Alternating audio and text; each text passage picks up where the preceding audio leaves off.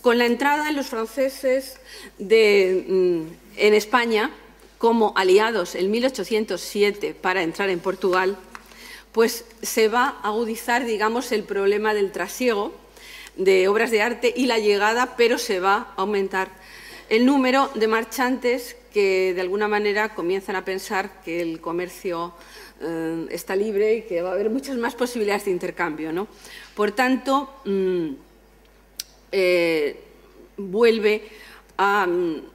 la Academia vuelve a recordar la necesidad de renovar las medidas del 79 y de octubre de 1801 en un intento, por tanto, de frenar esto. No voy a entrar en otros temas porque también hay todo un expediente en la Academia dedicado a la intervención y las actividades del marchante francés Jean-Baptiste Lebrun, que realmente saben que viene a comprar y que, bueno, pues lo que compra luego se conoce perfectamente, puesto que lo va vendiendo y pasa a formar parte de otras colecciones, ¿no? Estos son el tema de Lebrun, que, bueno. Por tanto, si habían existido hasta ese momento problemas para que la Academia pudiera controlar el comercio artístico, la guerra realmente va a romper toda tónica importante en ese sentido, pero sí va a establecer un nuevo procedimiento, porque el 6 de junio de 1808 un decreto de Napoleón proclama a su hermano rey de España con el nombre de José Napoleón I, aunque realmente va a pasar la historia con el nombre de rey intruso, ¿no? Era un hombre culto, un hombre que había estado antes en Nápoles y Sicilia, que había ocupado su trono y que allí había tratado de fundar un museo también con los bienes enajenados a las órdenes religiosas. El tema de Nápoles realmente es importante porque se va a consolidar y materializar con lo que ahora conocemos con el Museo de Capodimonte, que tiene no solamente las colecciones de los farnesios de Parma, sino también las obras salidas de las excavaciones de Pompeya y de Herculano, que Carlos III, luego Carlos III de España, había financiado. José actuó en Nápoles, como va a actuar en España, con un programa cultural realmente importante que va a consistir en la formación de un museo público que se formaría con las colecciones de las órdenes religiosas desamortizadas. Va a suprimir las órdenes regulares en España, por tanto, pues va, digamos, a introducir una nueva manera de actuar sobre esos bienes, ¿no? Pero él también se va a reservar lo que es la colección real, digamos, para su disfrute, porque hay que pensar que hasta que prácticamente no se nacionalizan los bienes de la corona, son privativos del soberano. Es decir, que eso es un tema a tener en cuenta. Pero esos momentos realmente de descontrol, de absoluto descontrol que se va a producir en el país, con militares que se van fabricando botines, son botines de guerra, no se nos olviden, y que van a terminar convirtiéndose en los difusores mayores del arte español, ¿no? Y de otros artes, ¿no? Que de alguna manera van a cambiar de manos, con lo cual se va a introducir un nuevo concepto en el coleccionismo. O sea, el botín de guerra sí sirve para crear nuevas colecciones. Por tanto, eso es un periodo cuanto menos interesante. Hay otras nuevas propuestas, como de crear monumentos o museos para los monumentos antiguos, con los ruinas, los enterramientos, un modelo también francés, el Museo de los Monumentos Franceses, que creó Lenoir en 1795. Todos esos proyectos siguen en marcha. Por tanto, cuando se producen situaciones realmente terribles, con cada uno, digamos, cobrándose las recompensas o como queramos, pues surgió la necesidad de renovar todas estas prohibiciones de exportación que ya se habían dado en el siglo XVIII. Eso no impidió que, bueno, pues salieran obras realmente importantes, como esta, por ejemplo, de Sebastiano del Piombo, que pertenecía al Escorial y que ha terminado en el Hermitage de San Petersburgo. Y esta que, bueno, desgraciadamente también salió en un primer momento incautada a los nobles desafectos, a los que Napoleón incauta sus bienes porque no son fieles al nuevo sistema y que de alguna manera luego aparecen. Pero bueno, eso es otro tema. Y vamos a ver. Bueno, cuando regresa... no sé.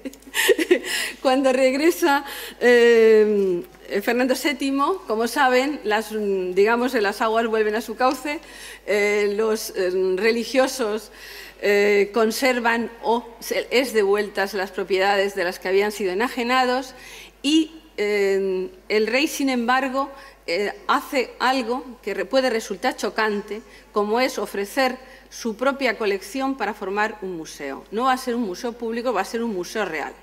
No nos equivoquemos, ¿no? Hasta bastante después no va a ser. Pero también existen problemas porque les puedo asegurar que hasta 1820, más o menos, el monasterio del Escorial no va a tener todas las colecciones que les han sido requisadas. O sea que fue una tarea larga y prolija, en los cuales la Academia tiene también un papel importante porque cobra un alquiler, no solamente por haber sido depositaria de esas obras, sino también por las labores de restauración que supuestamente ha llevado a cabo, ¿no? Eso trae muchos problemas y expedientes en un sentido o en otro. Pero la situación de la exportación sigue siendo la misma y el 20 de octubre de 1818 se renueva la prohibición de exportar cuadros de maestros antiguos. Pero vuelve a surgir toda esta diversidad de tendencias. La Academia sigue diciendo que no se tienen en cuenta estos medios y que, evidentemente, no se puede seguir trabajando del mismo sentido. Por tanto, tenemos ya el Museo Real, creado por Fernando VII, que abre sus puertas el 19 de noviembre de 1819. Y hay que pensar que es propiedad del monarca. Él es el que va a librar caudales para que pueda, de alguna manera, funcionar y se inaugure, ¿no? Tal como lo conocemos, ¿no? Pero no va a ser hasta 1865 cuando el museo se vincule a la corona y deje de ser, por tanto, propiedad personal del monarca. En este caso sería de Isabel II, ¿no? El destronamiento de la soberana en el año 69 va a suponer la nacionalización de los fondos del Museo del Prado, que van a así quedar vinculados o desvinculados del patrimonio real. Todas estas medidas ensayadas, con respecto a los religiosos me estoy refiriendo, por eso hablaba de desamortización en primer momento, van a tener su culminación con todo el aparato legislativo puesto en marcha con Juan Albert Mendizábal entre 1835 y 37, con lo que se van a retomar todas esas ideas, ¿no? Y con ello se van a nacionalizar los cuantiosos bienes del clero y se va a utilizar su patrimonio artístico para la instrucción, difusión y disfrute de los ciudadanos. Esto creo que es el final del trayecto de una forma de actuar, ¿no? Y se va a crear un museo público, el Museo de la Trinidad, que luego se fundirá tiempo después con el Prado y yo creo que muchos problemas surgieron de esas medidas desamortizadoras muy semejantes a las que habían acontecido en el siglo XVIII, pero yo diría que con muchas menos cortapisas, ¿no? Porque los que gestionaban, que sí eran funcionarios, realmente no fueron lo cuidadosos que debían haber sido con esa custodia y conservación de los bienes que tenían a su cargo, y que no se pudo solucionar ni siquiera con medidas como una Real Cédula de 28 de abril de 1837 que renovaba la prohibición de sacar obras de arte del país sin el correspondiente permiso de las Academias de Bellas Artes. La situación sigue siendo la misma, las comisiones de monumentos catalogaron, inventariaron y declararon bienes importantes. Lo que interesa saber y resumir es ese procedimiento que de alguna manera va a nacionalizar esos bienes y la forma de gestionar todos estos bienes. Siempre con la Academia en un segundo término, porque ya no va a ser la que tenga el poder de intervenir. Muy bien, gracias.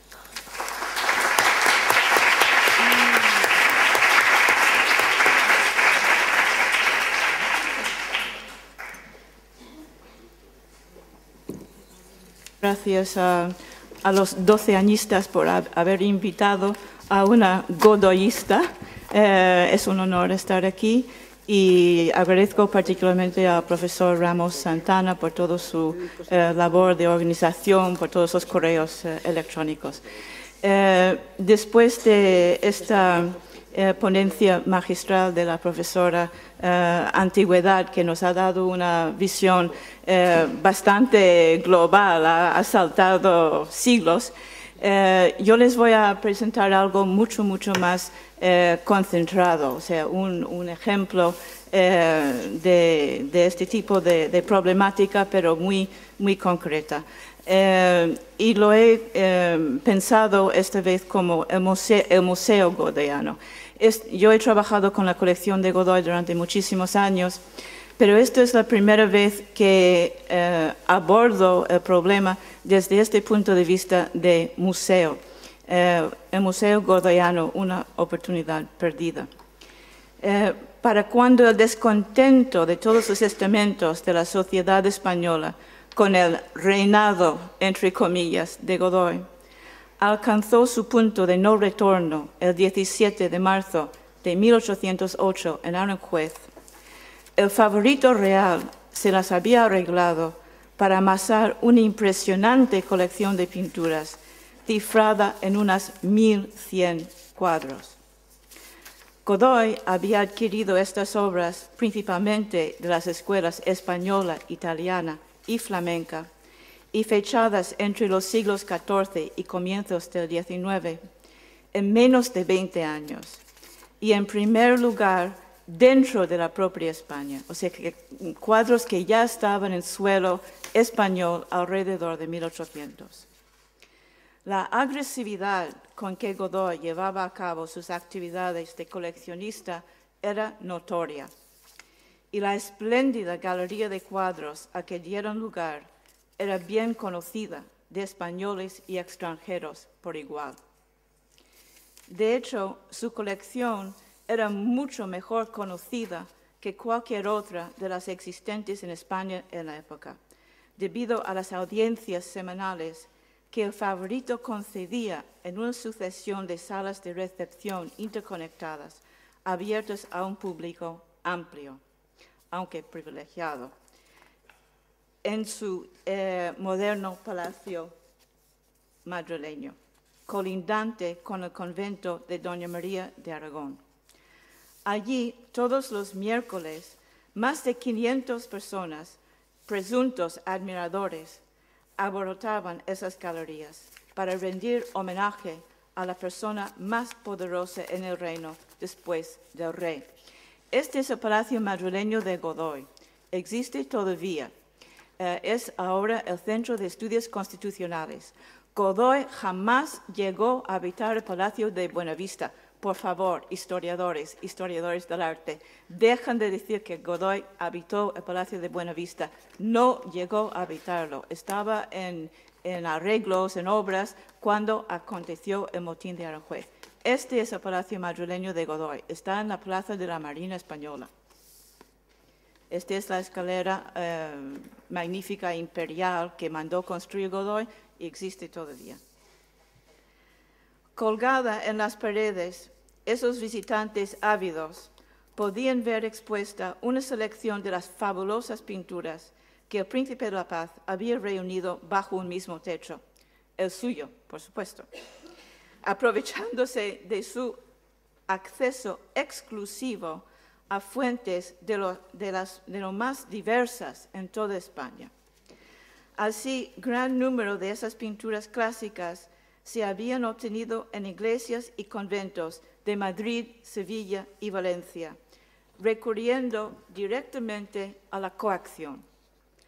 Otras fueron obsequios de aristócratas que habían heredado importantes colecciones históricas y que buscaban conseguir favores a cambio de una generosidad solo aparentemente desinteresada. Ninguna otra colección española de semejante calidad y alcance, ya fuera real, noble, académica o mercantil, había sido nunca antes tan accesible al público, entre comillas, ni estado abierta a su escrutinio de manera habitual, aunque limitada. Igualmente, convendría recordar que otras colecciones europeas del siglo XVIII que permitían el acceso formal a los visitantes, por lo general reduciéndolo a las clases altas, los expertos, los artistas profesionales y los estudiantes, lo hacían de manera restringida y en horario limitado. O sea que no es como el Museo del Prado, hoy abierto 6 días a la semana de 9 de la mañana a 8 de la tarde. O sea que todos esos museos estaban abiertos un día a la semana, 2 meses al año, cosas de ese tipo. Desde este punto de vista, se puede considerar que la reunión de cuadros llevada a cabo por Godoy constituyó el primer museo público de facto que hubo en el país durante los 4 años que median entre marzo de 1804, cuando las principales obras estructurales y de decoración realizadas en su Palacio de Madrid se acercaban a su fin, y comienzos de marzo de 1808. Inmediatamente después de que Godoy cayera definitivamente del poder, se promulgaron reales órdenes, primero de Carlos IV y después de Fernando VII, por las que se declaraba que tanto los bienes muebles como los inmuebles de Godoy pasaban a ser propiedad de la corona, en un intento urgente de evitar el saqueo y la previsible destrucción de sus valiosas colecciones, que además de pinturas incluían esculturas, estampas, medallas, objetos de historia natural, relojes de sobremesa, platería, porcelanas, tapices, mobiliario neoclásico de gran valor, mapas y libros raros. Si bien la población española respetó inicialmente esos decretos, las fuerzas invasoras francesas no lo hicieron.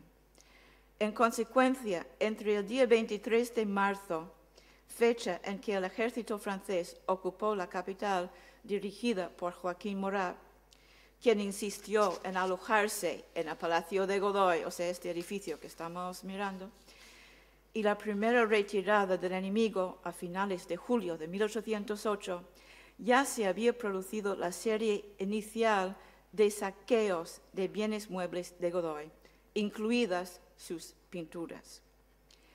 En tales circunstancias, cuando la Junta Central Suprema y Gubernativa del Reino se hizo con el control de la situación en septiembre de 1808, los españoles avisados de entonces, conscientes de los méritos de esa acumulación única de obras maestras, trataron de conservarla y, entre comillas, patrimonio de la nación, o sea, palabras de 1808, en lo que percibieron que podía ser una, cito, galería de pintura abierta a todos. Los dos contemporáneos que conocían a fondo la colección de Godoy y promovieron sin reserva su conservación intacta, Manuel Napoli, que fue restaurador de pinturas en el Palacio de Buen Retiro de Madrid, y Pedro Ceballos, primer secretario de Estado de Carlos IV de 1800 a 1808, miembro de la Junta Central y además casado desde 1793 con una prima hermana de Godoy, a duras penas llegaron a tiempo a impedir la prevista subasta pública de esas obras.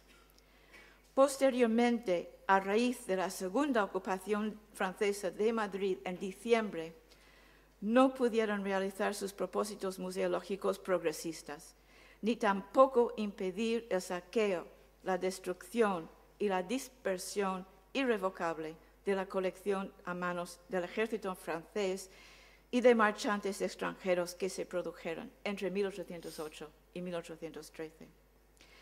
Los elogiables esfuerzos de Napoli y Ceballos quedan demostrados en dos documentos significativos de septiembre de 1808, en los que se ponen admirablemente de manifiesto el tono y las actitudes de la época.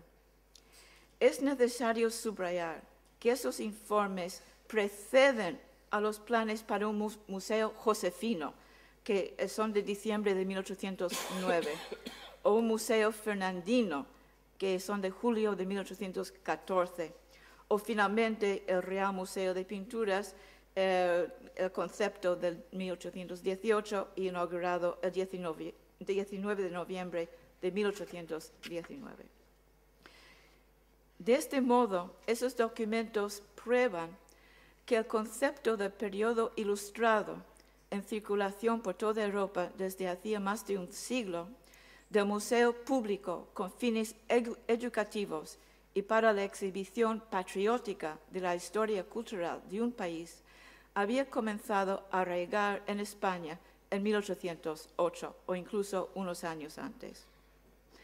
Si bien el Museo Ashmolean de la Universidad de Oxford había sido el precursor absoluto en 1683, en el curso del siglo XVIII se crearon galerías de pinturas basadas en colecciones principescas y a disposición del público interesado, con carácter regular, por ejemplo, en Viena, 1728, el Vaticano, 1734, Florencia, 1743, París, la Galería de Luxemburgo, 1750, Dresde, hacia 1750, Düsseldorf, 1756, Kassel, 1760, Múnich, 1781, Nápoles, Capodimonte, 1785, Berlín, 1790 y París, la creación del Louvre, 1793.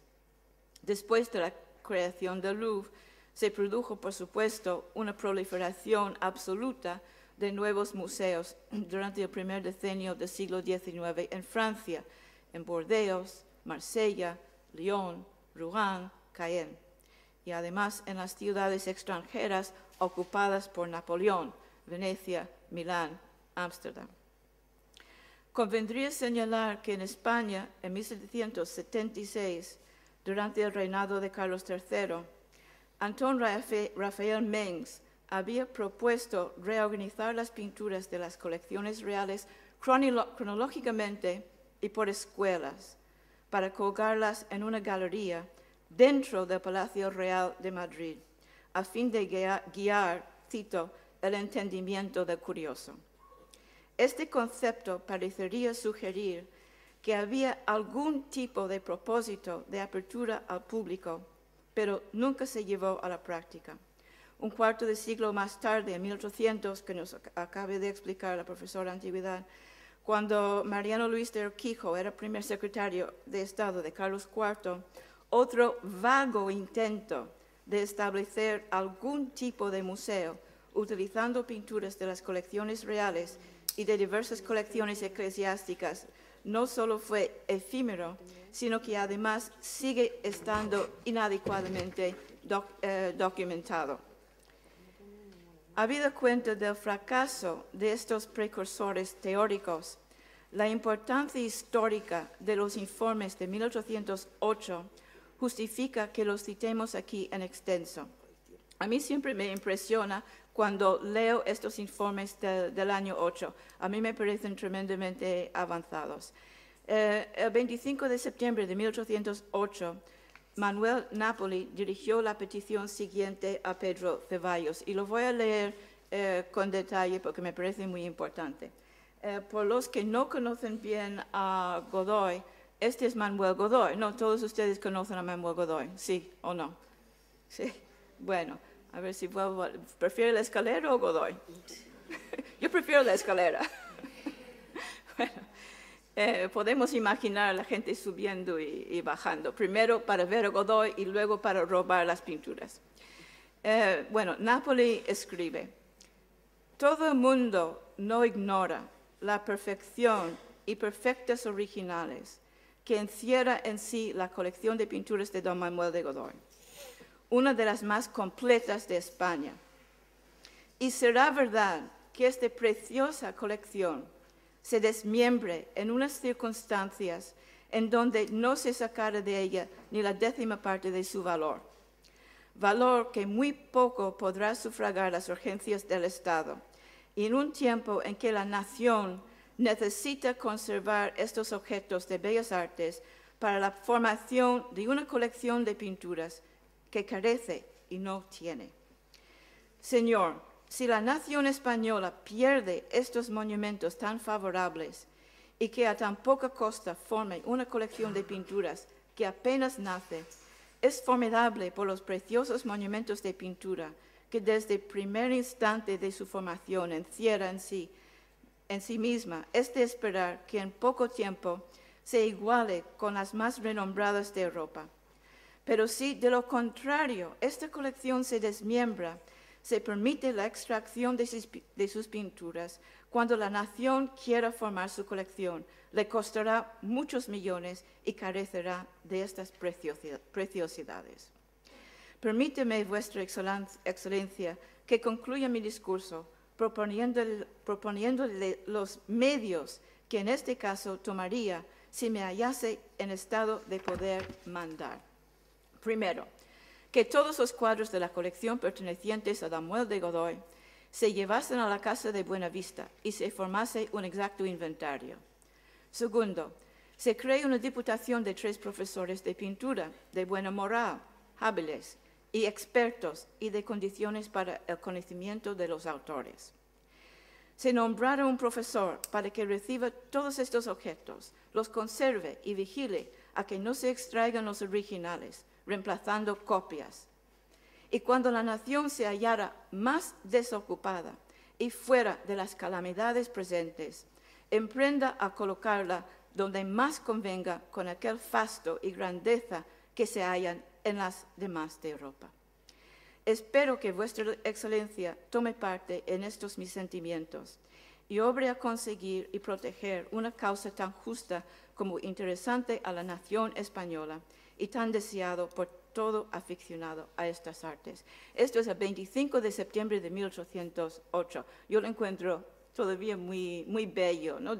Sobre todo dentro del contexto, ¿no? de las Cortes de Cádiz unos años después. Sin duda, es relevante detenerse en considerar por qué fue Nápoli quien formuló esta propuesta, en vez de que lo hicieran, por ejemplo, los distinguidos primeros pintores de cámara, Mariano Maello, Francisco de Goya, entre numerosos otros colegas suyos de la corte. Con toda probabilidad, la explicación reside en las experiencias que el restaurador Nápoli había acumulado durante su larga permanencia en Italia, entre los 19 y los 44 años, desde comienzos de 1777 hasta finales de 1802, cuando regresó a España. Aunque nacido en Nápoles de padres italianos, Manuel Nápoli fue traído a Madrid de niño cuando su padre, que estaba al servicio de la realeza, siguió a Carlos III de Nápoles a la capital española.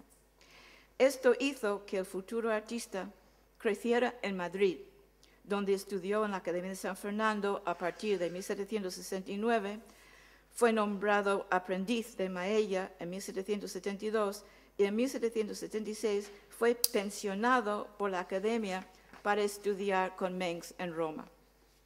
Los años de formación de Nápoli que Nápoli pasó en Madrid explicarían el genuino sentido de patriotismo español que manifestó en 1808. Por otra parte, sus conocimientos, tanto directos como indirectos, de la creación de galerías de arte públicas en Italia, Alemania, los Países Bajos y Francia, como demuestra claramente la larga memoria que más tarde dirigió a Fernando VII en 1814. Habría inspirado esta propuesta de crear un ente similar en Madrid. En efecto, durante 12 años, entre 1788 y 1800, Nápoli estuvo empleado como restaurador de pinturas de la recién creada Galería del Rey de Nápoles en el Palacio de Capodimonte, donde se había instalado una importante colección de 1.700 obras. Allí, en 1799, Nápoli fue testigo de la ocupación de Nápoles por los franceses y el saqueo que esas tropas extranjeras perpetraron en el Museo de Capodimonte. Posteriormente, Nápoli volvió a Roma, desde donde está documentada su presencia entre noviembre de 1801 y diciembre de 1802. Mientras estuvo de regreso en la Ciudad Eterna, puede haber tenido ocasión de leer el Tratado de Quatremer de Cancy, fechado en 1796, que trata de lo beneficioso que resulta crear galerías de arte nacionales. Por consiguiente, la experiencia práctica de Nápoli, combinada con su acceso a materiales impresos relativos al establecimiento de galerías de pinturas públicas y a los catálogos de esas galerías, de los que por lo general no se disponía en España, pero sí en Italia, le diferencian de otros artistas de Madrid y explica su papel de protagonista durante el año decisivo de 1808. Pedro Ceballos Guerra fue manifiestamente convencido por la propuesta urgente de Nápoli y asumió la responsabilidad de trasladar su recomendación formal al decano del Consejo y Gobernador Supremo de Castilla, Antonio Arias Mon y Velarde, el 28 de septiembre de 1808. Ceballos recopila algunas de las ideas de Nápoli, pero añade algunos de las suyas. Así que, con su permiso, voy a leerles lo de Ceballos también, si tienen paciencia. ¿Lo quieren oír o lo salto? Yo creo que es importante porque, otra vez, nos ayuda a entrar en la mentalidad y el sentido de urgencia que tenían los españoles en septiembre de 1808. Observando yo que así como se está efectuando o va a efectuarse la almoneda de efectos de varios sujetos que, habiéndose ausentado de esta corte, han quedado sujetos a esta medida, es de esperar que suceda lo mismo con los de las casas que habitaba don Manuel de Godoy. He pensado que si en estas ventas públicas se comprenden los cuadros o pinturas, va a suceder, sin que haya vigilancia que baste a remediarlo, que una buena parte de las obras clásicas de los mejores profesores serán extraídos de España. Don Manuel Godoy señaladamente ha reunido una bellísima colección de originales. No será extraño que haya conseguido muchos tomados de nuestros palacios reales, así como ha logrado sacar de los conventos y particulares. Y sería un dolor que la nación quedase privada en todo o en parte de esta riqueza, que una vez perdida no puede recuperarse con facilidad, y que tanto interesa al lustre de las artes en España, desgracia que será inevitable si los cuadros se ponen en venta. Por todas estas consideraciones, pensaba yo que sería ventajoso y muy conveniente recoger todas las pinturas de los sujetos con quienes haya recaído la medida de venta de sus efectos, y muy principalmente las de Manuel Godoy, hacer de ellas un exacto inventario, entresacar todas las originales y selectas, valiéndose para esta operación de los primeros pintores de cámara, don Francisco Goya y don Mariano Maella, con Manuel Nápoli u otros de acreditada honradez y habilidad, y depositan las escogidas en la Real Academia de San Fernando, en el Palacio de Buenavista, o donde parezca mejor que quedan allí en custodia como un patrimonio de la nación, que cuando se restablezca la tranquilidad puede servir de principio de una excelente galería que sea de utilidad nacional para las artes y nuestros artistas, o bien enriquezca los palacios de nuestros reyes. Lleno de esta idea en favor de las artes, he creído que no debía perder un momento en trasladarla al ilustrado celo de usted. Ultima por si haya que mi pensamiento merece aprobación y quiere servirse de disponer su ejecución. El producto de estos objetos pueden dar, me parece inferior a la importancia de conservar tantas obras maestras que en muchas partes se hallarían en paraje de donde no podrían extraerse si la autoridad de don Manuel Godoy no hubiera sabido vencer todos los obstáculos. O sea, Godoy había sacado pinturas de todos los rincones del país. Arias Mon aceptó inmediatamente la recomendación de Ceballos. El 29 de septiembre dio orden, cito, de detener la venta de aquellas preciosidades dignas de toda atención. El 6 de octubre, la Junta Central promulgó un decreto nacional ordenando la suspensión, cito, de la venta de los efectos de pintura, escultura, grabado y libros del Príncipe de la Paz, pues muchas de las preciosidades que hay podrán servir para algún establecimiento nacional en obsequio de las artes.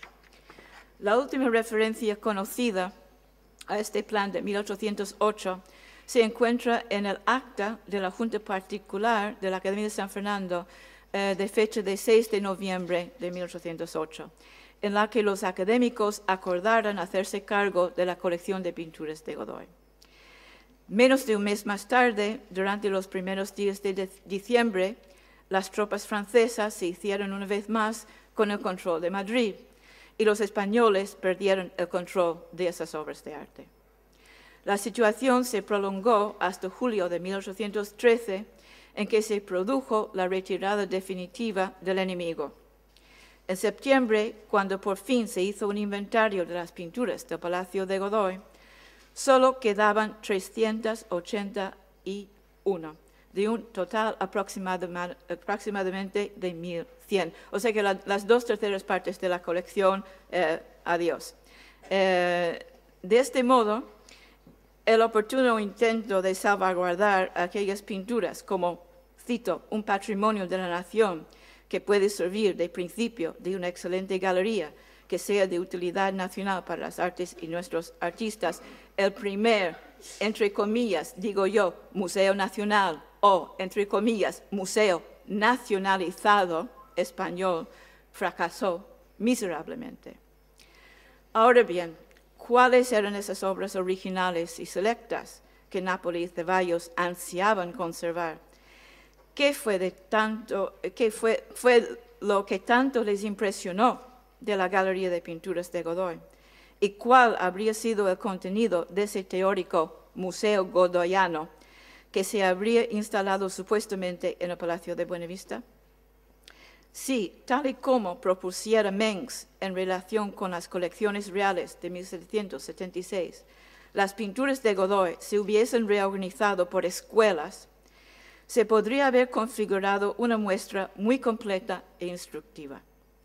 Godoy poseía cuadros de artistas de al menos 11 escuelas nacionales, pintados entre finales del siglo XIV y principios del XIX, aunque la mayoría databan del siglo XVII. Las escuelas identificadas y el número aproximado de cuadros de cada una se perfila así. Española, 375 cuadros. Italiana, 194. Flamenca, 170. Francesa, 75. Holandesa, 45. Alemana, 20. Rusa, 4. Suiza, 4. Austriaca, 3. Inglesa, 1. Portuguesa, 1. Amén de muchos anónimos cuya escuela Frédéric Guillet no indicó en su catálogo de la colección, fechada el 1 de enero de 1808. Los artistas representados por 10 o más cuadros atribuidos a ellos fueron Ribera, 45, Murillo, 35, Goya, 27, Teniers, 24, Giordano, 16. O sea, esto empieza a sonar como Museo del Prado, ¿no? Rubens, 16, Zurbarán, 12, Tiziano, 11, Vernet, 10. Otros 25 artistas tenían entre 5 y 9 obras cada uno. Bueno, por ejemplo, Bassano, Battoni, Cano, Van Dyck, Guercino, Mengs, Rafael, Snyders, Velázquez, De Vos. En cambio, la mayoría de los pintores presentes en esta colección lo estaban por entre 1 y 5 obras. Por ejemplo, Bellini, Bruegel, Correggio, Durero, Fragonard, Juanes, Orente, Piombo, Reni, Segers, Tiepolo, Veronese. Muchas de estas obras, es posible que hasta 300 eran obras maestras, en tanto que otras pinturas eran pinturas respetables de los seguidores de los maestros designados, y otras más podrían haber sido copias de época o de escuela. En varios casos en los que aún es posible identificar las obras como procedentes de la colección de Godoy, las atribuciones modernas han ido, por ejemplo, de Rembrandt a Gerard Dou, en el caso de Ana y el ciego Tobías en el National Gallery de Londres hoy, de Antonio Pereda a Francisco de Palacios en el caso del Sueño del Caballero, hoy en la Academia de San Fernando, Madrid, o de Francisco de Goya a Agustín Esteve en el caso de la Reina María Luisa vestida de maja, hoy en el Museo del Prado. En verdad, el ejército invasor francés y los marchantes de arte que le acompañaban se mostraban tan impresionados como los propios españoles por esta acumulación de lienzos y se las arreglaron para exportar la mayor parte de las mejores obras, en particular las pinturas clásicas de los siglos XVI y XVII, que entonces eran sumamente admiradas en Europa. El primer robo documentado de la desprotegida colección de Godoy se produjo en julio de 1808, cuando Morat salió de España llevando en su equipaje la Escuela del Amor de Correggio, hoy National Gallery de Londres. Un agente de arte inglés que actuó en Madrid durante la guerra, George Augustus Wallace, al servicio del marchante escocés William Buchanan, envió por barco a Londres en 1813 la Venus del Espejo de Velázquez, hoy en la National Gallery de Londres, el Martirio de San Esteban de Van Dyck, hoy en Tatton Park, en Inglaterra, la Alegoría de Otoño de Murillo, hoy en la Galería Nacional de Escocia en Edimburgo, entre otras pinturas procedentes de la colección de Godoy. El conde Edmund de Burgh, ministro danés en Madrid, se llevó la Virgen de la Casa de Alba de Rafael, que en ese momento estaba en la colección de Godoy. O sea, Godoy lo consiguió de la testamentaría de la duquesa, la 13ª duquesa de Alba, la famosa pintada por Goya, pero en el momento de su robo estaba en la colección de Godoy, actualmente en la National Gallery de Washington, ¿no? Esto salió antes de 1814, año en que Burke lo vendió en Londres al banquero holandés Coesveld. El general francés Horacio Sebastiani obtuvo la pareja de obras de Murillo, Santo Tomás de Villanueva, niño repartiendo su ropa. Claro, Godoy había conseguido esto de Sevilla, lo había robado, si quiere, de Sevilla. Y luego, pues, los franceses lo robaron de la colección de Godoy, ¿no? Una serie de robos. Este cuadro hoy está en Cincinnati, Ohio, en Estados Unidos. La pareja, Murillo a Santo Tomás de Villanueva, currando a un remendón tullido, está en la Alta Pinacoteca de Múnich. El hijo pródigo de Teniers, también sacado por Sebastiani, está en Minneapolis, en Estados Unidos hoy. Todos estos enviados a París en 1813.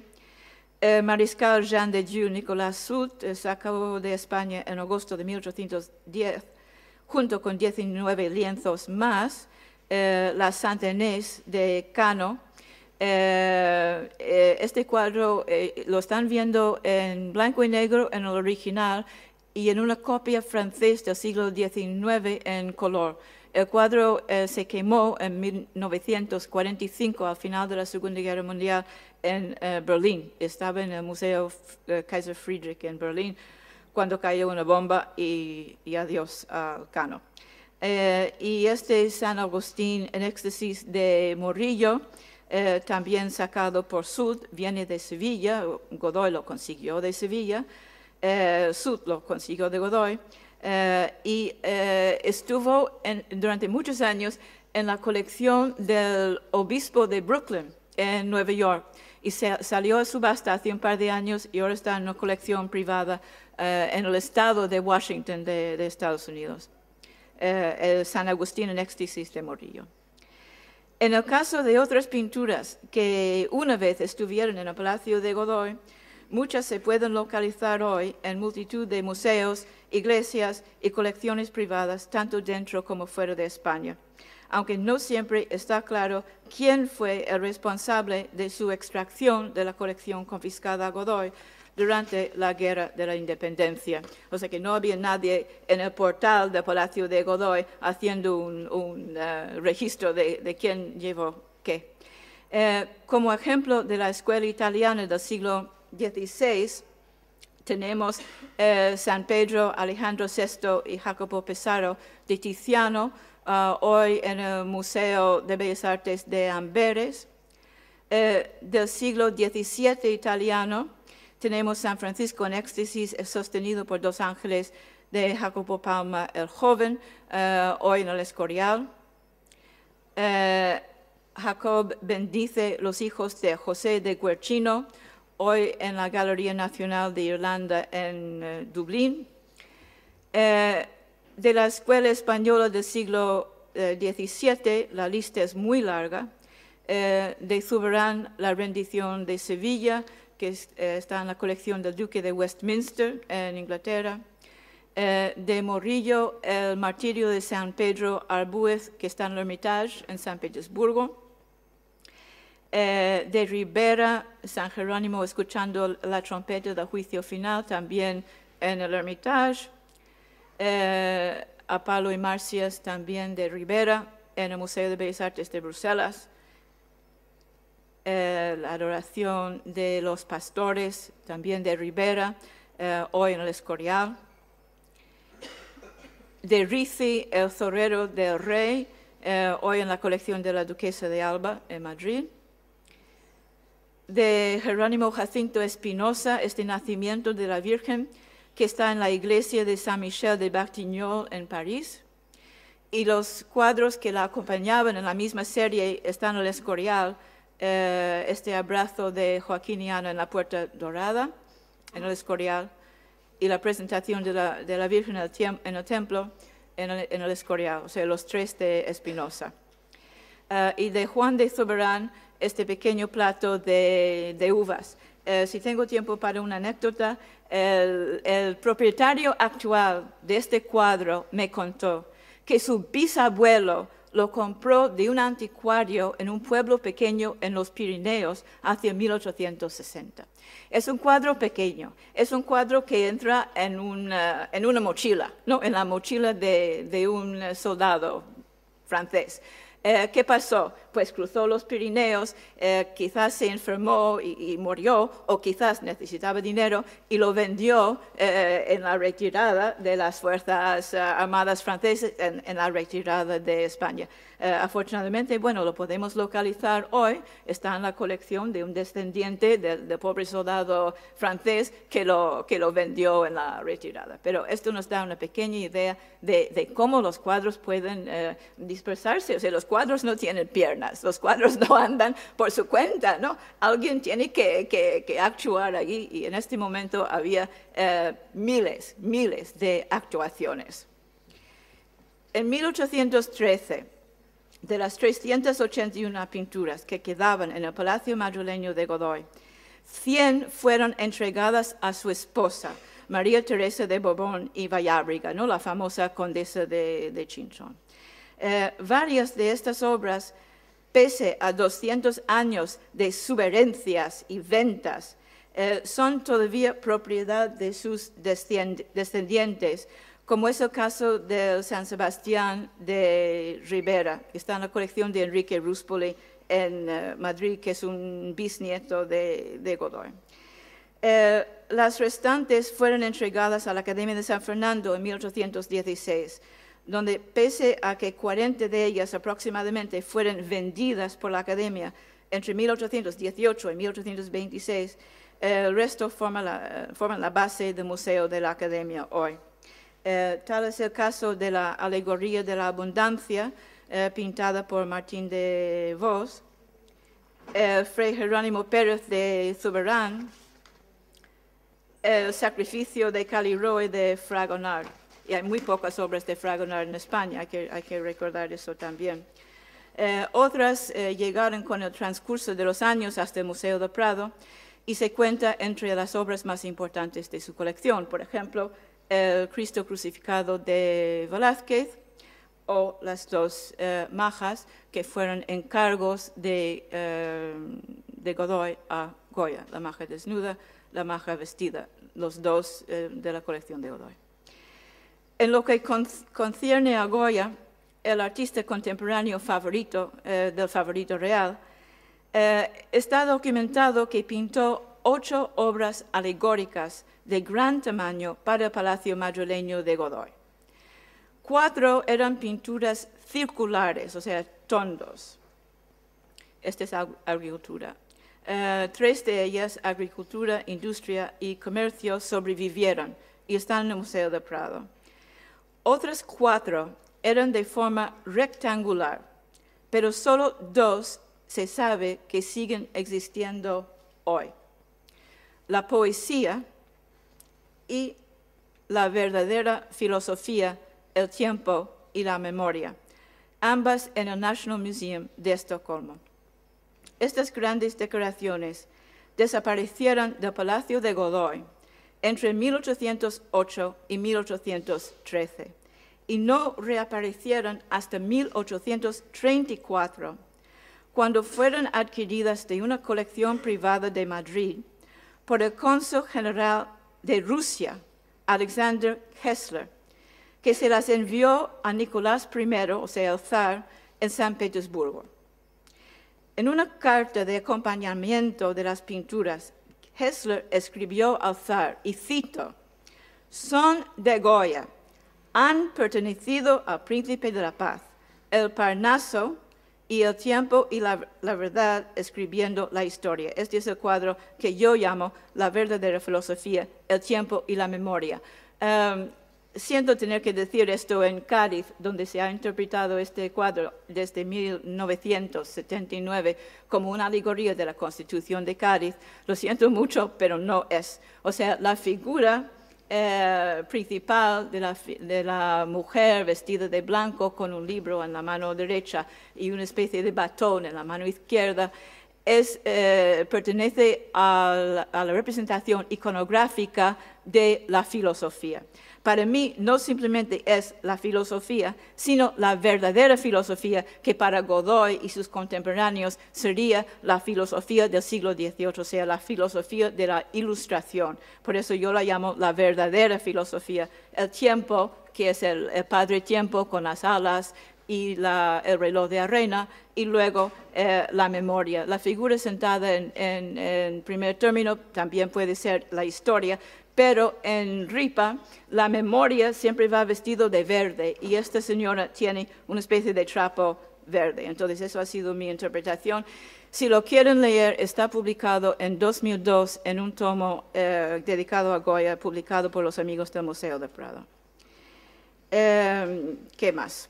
Los otros 2 lienzos del conjunto, quizás alegorías de la música y la pintura, jamás han reaparecido, o sea que había 4. Y lo más probable es que resultarán irreparablemente dañadas ya en 1834. Al contrario que Godoy, Nicolás I no apreció esas pinturas de Goya, de manera que en 1835 se las devolvió a Kessler, que residía en Cádiz. De modo que estos cuadros llegaron a Cádiz vía San Petersburgo, y no desde el taller madrileño de Goya en vida del artista, lo que echa por tierra la teoría publicada por primera vez en 1979 por Eleanor Sayre, una americana que trabajó muchos años en el Museo de Bellas Artes de Boston, y según la cual uno de ellos se interpretaba como una alegoría de la Constitución de Cádiz de 1812. Este es uno de los riesgos que se corren cuando obras de arte son descontextualizadas y arrancadas de su emplazamiento original. O sea, si estos cuadros se hubieran quedado en el Palacio Madrileño de Godoy, posteriormente, o sea, casi 2 siglos después, no hubiera habido problema de su interpretación, porque hubieran estado en el Palacio de Godoy y no flotando por el mundo. Literalmente, centenares de las pinturas reunidas por Godoy, casi todas ellas creadas en España o presentes en suelo español durante siglos, se perdieron de forma permanente para el patrimonio histórico-artístico español, ya fuera por la vía de la destrucción o de la exportación en breve número de años que medía entre julio de 1808 y julio de 1813. Dada la excelencia de tantas de esas obras, se entiende fácilmente que Nápoli, Ceballos y Arias Mon realizaron un esfuerzo concertado, desafortunadamente fallido, para salvarlas en beneficio de la nación. De ese modo, el primer proyecto de museo en España, razonablemente bien documentado, el Museo Godoyano, si bien fue extremadamente breve debido a las circunstancias dramáticas del periodo de guerra, precedió, de hecho, a los proyectos igualmente efímeros del Museo Josefino y del Museo Fernandino. Muchas gracias por su paciencia. He corrido un poco. Gracias. Muchas gracias. Lo que están viendo es el cuadro de la verdadera filosofía hacia 1900 en Sitges, porque el magnate de los automóviles Deering de Detroit se construyó un palacete en Sitges, una casita de verano, y había comprado la poesía y la verdadera filosofía. Y así es como estaba colgado en el Palacio de Sitges. Creo que es una foto muy poco conocida. Un amigo me lo regaló hace poco, ¿no? Es increíble, ¿no? Y lo imagino un poquito así en el Palacio de Godoy de Madrid. Pues, ya está. Bien, aunque sea muy brevemente, apenas 5 minutos, si hay alguien que quiere hacer una pregunta, pues tiene el momento adecuado para hacerlo.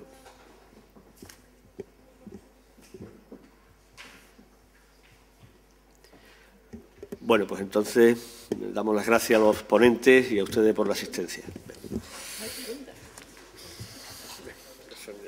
las 11 de mayo, que es la agencia.